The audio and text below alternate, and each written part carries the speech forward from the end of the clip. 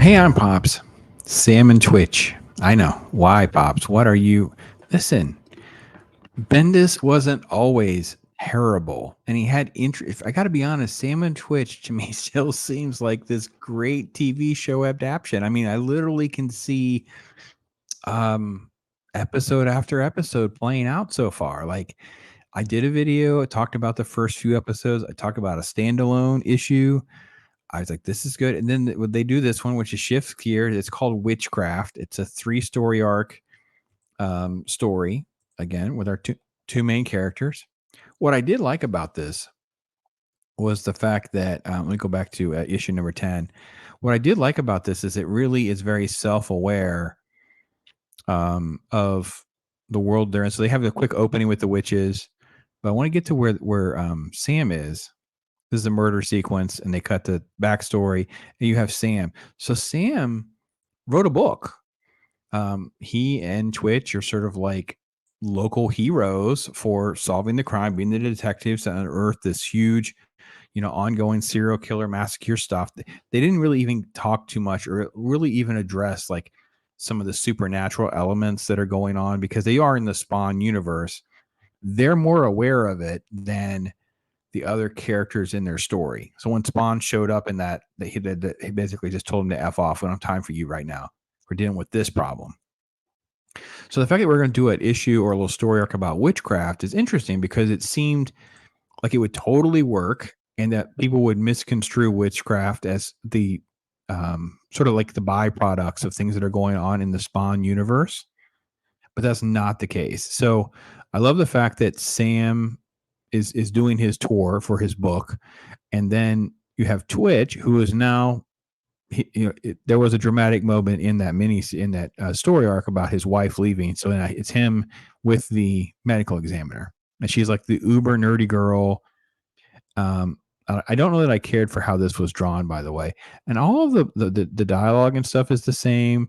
The tone and the feel, how they I mean, everything is very jagged and rough and unorthodox and all of that. So Ponticelli's art is still very interesting, especially with the structure of the pages and the way that they also do some of the dialogue boxes and the TV screens and things like that. I really enjoyed all of that.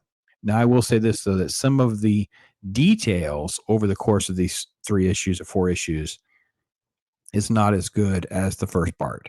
So I don't know if there was some rushing, there's some deadlines, something like that, but there seemed like there are some panels where, like Sam in particular, he would look more like a John Goodman versus, a Jeff Garland, or then he would switch again. He'd be some other sort of like amalgam character who doesn't fit anything. You can see at times where here you can see Twitch with the way the face looks. Look how he looks very almost like tough and rigid with a jawline, but we lose like this mousiness, this sort of like, meek element to his personality that he definitely has. It loses it in a few panels like that. But overall, it's basically just a investigative story about a witchcraft murders. Very graphic in the story as far as what has actually happened. I will say that I still love these characters. They literally are just vividly ready to jump off the page. You literally can see all this playing out like a TV show. I would love to see this get adapted. I don't care as much about the language, but I really want to see. I say realism, meaning I want to see the images and the vivid storytelling that's taking place. I don't care as much about the profanity and the cussing or whatever. And this is Bendis when Bendis was interesting. Bendis is really delivering some really fun characters, interesting elements that are kind of playing out. And I think it goes along very, very well. See, it's funny how this seems very woke, right? The lesbian witch with the nose ring and sort of like masculine traits, but at the time, it didn't feel. I just felt like that's who she was. And these covers by Ashley Wood are super fun. I mean, this is not for everyone. I get that, but I love these covers. There's just something very interesting about them all. So the story just kind of keeps playing out. They have sort of like the girl boss police chief, she is not drawn well at all. I don't know. I almost feel like Ponticelli is trying to mock her because it's like girl boss with all this. So she tries to exude alpha personality stuff, but it's almost like silly. But see how he does like overzealous facial characteristics and things like this here. It doesn't work. But we get into like graphic elements of the story and that kind of thing. So all in all, it's a fun little read. It's only 3 or 4 issues. I didn't really do a lot of digging to see like what issue. See how they cut to the. I didn't get all of these references, so they're doing like a talk show parody of different news channels and stuff of that time. This guy kind of looks like he's supposed to be a Conan or something. I'm not quite sure I get all of the references of who these are supposed to be. Somebody in chat, you guys will have to hit me up and let me know which ones are supposed to be which ones in real life, because I don't get it.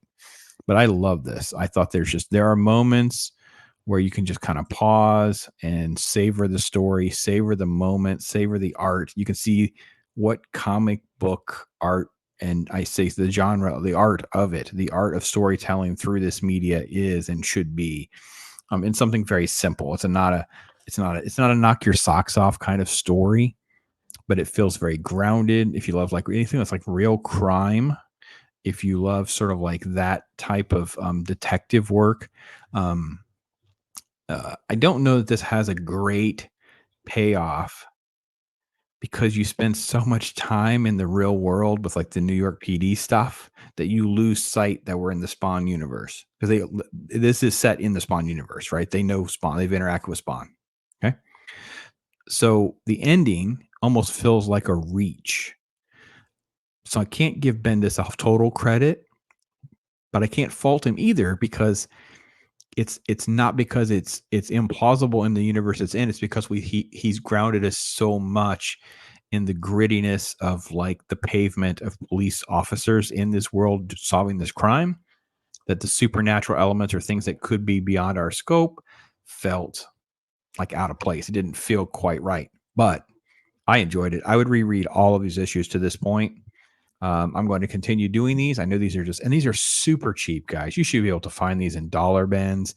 Go to a show, might find them for quarters or 50 cents, just because they're just not in demand. But I tell you what, when this show takes off, it's got to get done at some point. I know that they always go back and forth, and I'm gonna call you out, Todd. McFarlane needs to figure out how to get in this massive streaming universe the right deal with the right people and make this happen.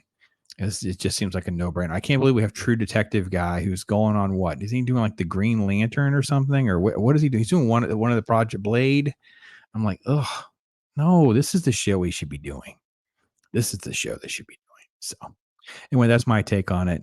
Thank you so much for watching and spend time with me on Comic Book Day. Appreciate you.